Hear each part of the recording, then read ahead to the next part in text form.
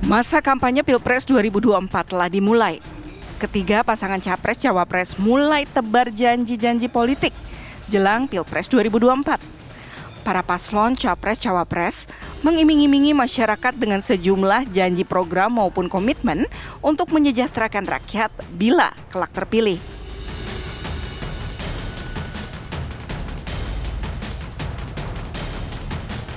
Belum lama ini pasangan Anies Baswedan Muhaimin Iskandar atau Amin berjanji akan mempermudah kredit rumah untuk warga. Pasangan nomor urut 1 ini akan memperbaiki regulasi kredit rumahan rakyat atau KPR sebagai bagian dari solusi untuk kebutuhan perumahan di Indonesia.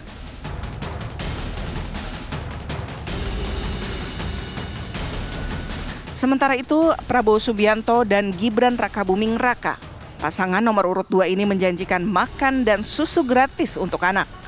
Program tersebut sebagai upaya untuk memperbaiki generasi sejak dini dengan mencegah stunting dari hulu.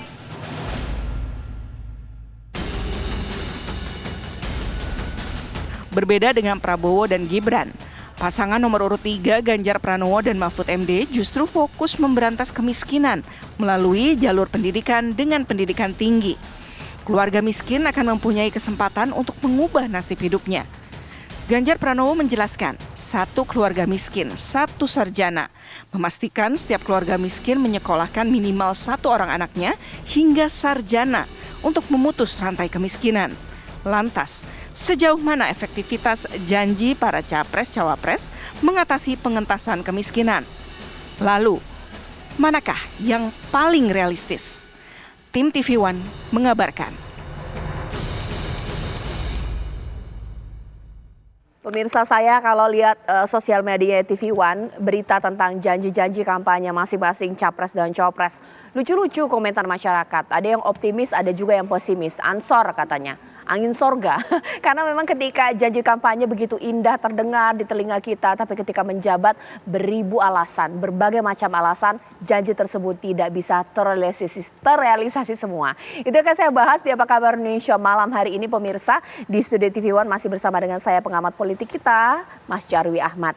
Dan dari tim Amin di sini, Bang Bestari Barus. Selamat malam, Bang. Assalamualaikum. Waalaikumsalam warahmatullahi wabarakatuh. Saya akan berbincang juga dengan 2 narasumber lewat sambungan Zoom, mulai dari Pak Nursirwan Sujono dari Ganjar Mahfud di sini, dan nanti saya sedang menunggu Mas Herzaki ya dari tim Prabowo Gibran. Masih ada Pak Nursirwan Sujono yang masih tersambung. Sekarang saya ingin ke Pak Nursirwan terlebih dahulu. Pak, ini pertanyaan klasik yang ditanyakan oleh masyarakat. Janji-janji yang digelontorkan oleh Capres khususnya Ganjar Mahfud ini sudah diukur tidak sih? Indah dikatakan, memang benar-benar bisa terrealisasi atau seperti apa? Masih di mute Pak audionya Pak. Coba dicek lagi. Oke, boleh silakan. Ya.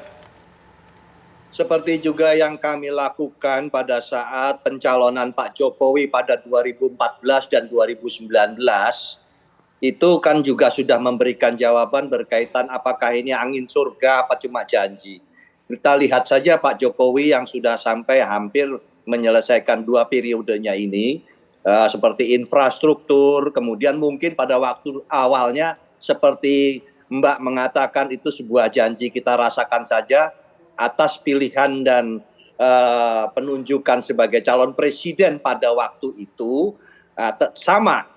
Tentu Pak Ganjar pada saat ini yang kita calonkan untuk maju bersama dengan Pak Kiai Ma'ruf untuk menjelaskan yang berkaitan dengan pemecahan kemiskinan, tentunya itu pun kita tidak masuk kategori angin surga atau katakan hanya sekedar janji. Karena apa yang sudah dilakukan berkaitan dengan pencalonan presiden sebelumnya, kalau itu disebut janji itu sudah terwujud ya, meskipun mungkin tidak seluruhnya bisa tercapai. Sehingga demikian pula untuk hal ke depan berkaitan dengan kemiskinan, benar apa yang dikatakan oleh Pak Ganjar, Mas Ganjar dan bersama dengan Pak Mahfud untuk memecahkan berkaitan dengan kemiskinan melalui jalur pendidikan dan juga kesehatan dan pertanian. Sehingga apa yang disampaikan bahwa 1 warga miskin ada satu orang minimal yang sarjana, tentunya sudah melalui perhitungan yang cermat apakah itu mungkin atau tidak mungkin dilaksanakan berkaitan dengan caranya seperti apa. Dan demikian pula dengan pertanian yang tentu kita ingin mengedepankan adanya nilai tambah dari petani maupun nelayan kita yang selama ini hanya menjual ikan begitu saja tanpa memperoleh nilai lebih dari perikanan tersebut, termasuk juga untuk petani. Sehingga semuanya ini, kemiskinan ini kita atasi dari hal yang paling mendasar, pemecahannya untuk meningkatkan pendapatan rakyat miskin, dalam hal ini para petani maupun nelayan. Demikian pula dengan tadi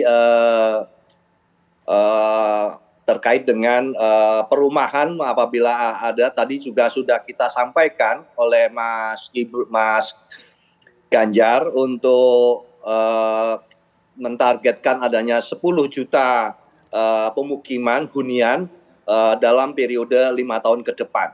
Demikian yang saya ingin jelaskan, yang mungkin itu apakah ini hanya sekedar janji atau tidak, karena kita sudah membuktikannya untuk pemerintahan sebelumnya.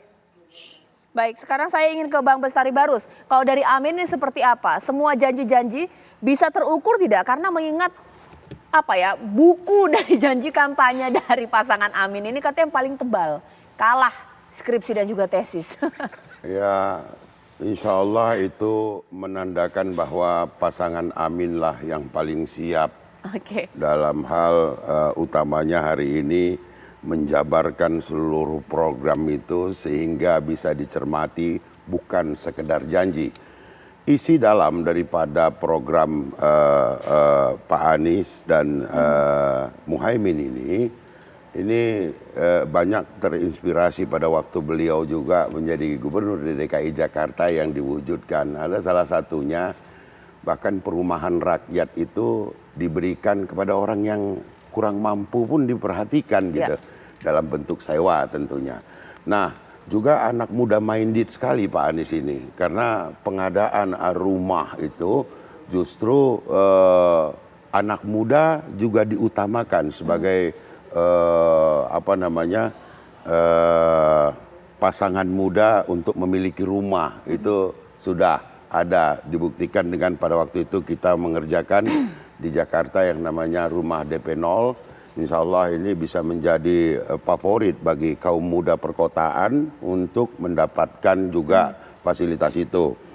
Nah, kemudian kalau kita bicara tentang bagaimana mengentaskan kemiskinan, detailnya tentu tidak dapat saya sampaikan di sini karena itu nanti insya Allah menjadi porsi cawapres-cawapres kali ya untuk bicara di debat. Tapi nggak tahu apakah ada debat cawapres-cawapres ini.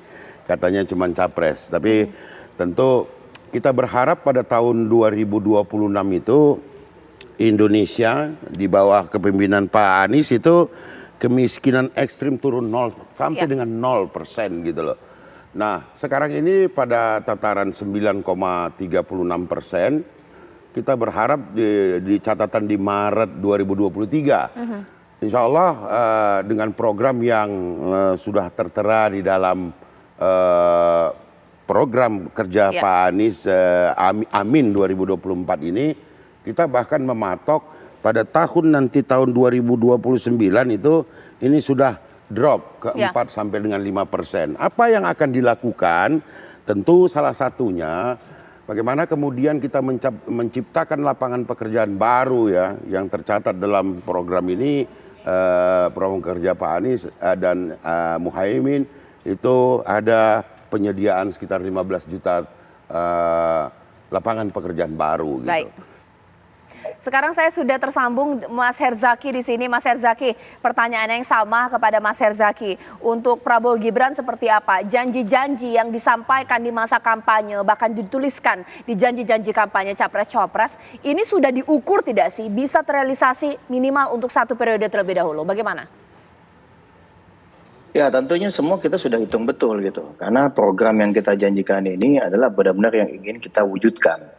Karena bagaimanapun keinginan kita untuk bisa terpilih ya presiden kami, ya capres kami dan capres kami itu karena ada program-program yang ingin kita laksanakan. Kita ingin ada perbaikan. Bagaimanapun saat ini situasi masyarakat kan, pembangunan pemerintah kan sudah ada yang sudah berjalan dengan baik. Misalnya kan kalau di eranya Pak Jokowi ini kan setahu kami ini kan sudah ada jalan ya yang fasilitas pembiayaan misalnya untuk berbasis tabungan kan begitu. Lalu bagaimana beliau juga menyampaikan misalnya ada perhatian beliau terhadap backlog nih ya kan terhadap keberadaan gap nih antara kebutuhan rumah dengan pembangunan rumah yang terjadi ini kan ada nih program-program yang beliau sampaikan. Nah ini kami juga akan tentunya menjadi salah satu prioritas juga nih gitu. Misalnya kita bicara begini nih Pak. Kalau kita cermati, di kami ini ada yang namanya 17 program prioritas. Program prioritas itu tentu kami menjamin pembangunan hunian berkualitas, terjangkau, berpresentasi baik untuk masyarakat, ya, pedesaan, perkotaan, rakyat yang membutuhkan. Jadi kita punya target nih, ada 25 rumah per desa dan 1 juta hunian di kota. Ini kan target kita ini. Ini kita cantumkan betul visi misi kita masukkan juga yang kita kirim ke KPU dalam 17 program prioritas. Bagaimana kita memenuhinya? Kita akan menggandeng swasta. Kita akan gandeng juga lembaga keuangan yang menyediakan fasilitas kredit dengan suku bunga terjangkau. Akan diberikan insentif juga kepada pengembang untuk membangun hunian, terutama untuk generasi milenial dan generasi Z gitu. Ya ini tentu tidak hanya berdiri sendiri ya, ini akan terintegrasi nantinya dengan pembangunan infrastruktur. Lainnya seperti misalnya kita bicara mengenai transportasi, kita bicara mengenai fasilitas umum. Karena kita tahu biaya transportasi di kita kan kalau misalnya menuju ke rumahnya cukup biaya mahal atau apa, ya sama saja nih rumahnya murah tapi kemudian biaya transportasinya besar. Nah ini kan berbagai program yang kita sodorkan juga nih. Bagaimanapun kita akuin di era Pak Jokowi kita tahu nih ada yang namanya kan tadi yang saya sampaikan ya fasilitas pembiayaan berbasis tabungan terutama untuk MBR. Jadi nanti dalam konsep kami target 25 rumah per desa ini dan 1 juta hunian di kota ini tentunya ada nih bantuan uang muka dan cicilan bulanan untuk membangun rumah. Jadi program yang saat ini sudah ada, kita cermati mana yang menurut kita masih bisa kita lanjutkan, kita lanjutkan. Nah ini diantaranya Mbak, ini yang bisa kita sampaikan saat ini gitu terkait dengan pembangunan rumah ya gitu. Oke, Mas Nyarwi seperti apa? Iya, Caca, kalau kita lihat di dokumen yang dikirim KPU ya para capres-capres, saya lihat bobot normatif ya dari apa yang ada di visi misi dan program itu masih luar biasa. Itu satu. Jadi ini banyak PR tentu dari para jubir ya, nanti juga termasuk di acara debat yang ini pasti akan harus dielaborasi lebih lanjut ya. Misalnya tadi ya penyediaan susu misalnya tadi 02 ya misalnya begitu. Nah itu harus bagaimana caranya tadi Bung Zaki sudah menjelaskan, Bang Lestari juga ada penjelasan. Tapi intinya Cak, ini bukan hanya sekedar visi misi itu nanti bisa didetailkan bukan hanya ngawang-ngawang tetapi juga harus berbasis fakta empiriknya.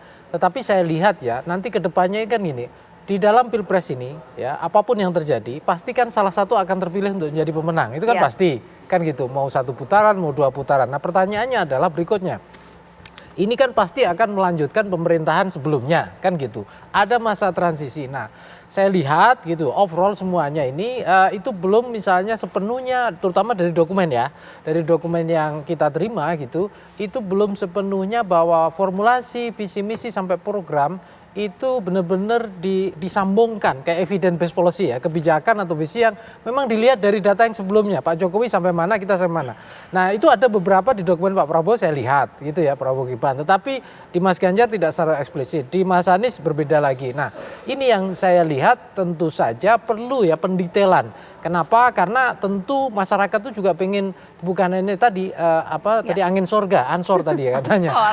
Jadi ini yang disampaikan indah dan menarik, tapi kalau misalnya itu susah diwujudkan bagaimana kan gitu. Nah ini yang butuh kepastian. Belum lagi Cak, mungkin satu lagi ya, kita perlu ada semacam norma atau konvensi ya. Contohnya begini. Apa yang menjadi visi misi yang pokok ya dari capres-cawapres tentu kan yang ada di dokumen yang disubmit ke KPU kan gitu, yang dikirim KPU. Nah kadangkala bisa jadi dalam perkembangannya nanti bagaimana kalau misalnya capres-cawapres ini punya kebijakan. Contoh ya IKN itu IKN kan nggak ada di visi misi Pak Jokowi 2013 Pilpres 2011, tetapi itu muncul. Nah itu bagaimana nanti? Nah ini yang saya kira nanti ada di debat-debat dan ini juga perlu dibahas kira-kira itu. Ya, oke. Baik, sebenarnya pemirsa ibaratnya antara kenyataan dengan keinginan pasti antara bubiran lagi. Kalau dibilang keinginan saya mau jadi Miss Universe, tapi apa yang bisa? Seperti itu mungkin dari janji-janji kampanye dari masing-masing capres-cawapres dianggap ini too good to be true atau juga janji-janji manis mengingat gaji guru 30 juta, produksi mobil nasional atau sektor informal bisa KPR perbankan sesaat lagi. Agak berat ini ya.